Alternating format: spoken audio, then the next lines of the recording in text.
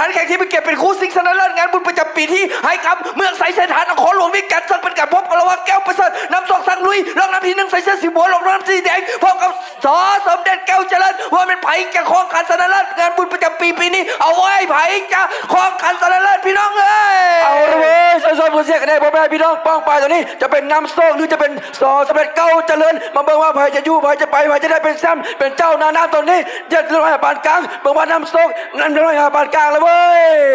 แล้วว่าไผ่จะเป็นไผ่ว่าจะเป็นสอสมเด็จเก้าเจริญแฟมิลี่หรือว่าจะเป็นแก้วประเสริฐน้ำโชคสังลุยจากพี่น้องแข่งบ่อแก้วแต่เบิ่งดีๆตอนนี้สอสมเด็จเริ่มตีแฮกแซงหนีแล้วเว้ยเอาละวะจะแข่งนี่ตลอดปลอดภัยหรือบ่บิ๊กแมนคู่นี้พอจะอยู่พอจะไปเริ่มงานเริ่มพายเริ่มเบียดเริ่มเชียร์เริ่มซีงานสกัดเต็มที่แล้วพ่อพี่น้องน้ำโชคสังลุยไปจังเลยน้ำโชคก่อนแล้วน้ำโซ่แก้วแซงน้ำโซ่แก้วแซงน้ำโซ่แก้วแซงน้ำโซ่แก้วแซงน้ำโซ่แก้วแซงเข้าเส้นใส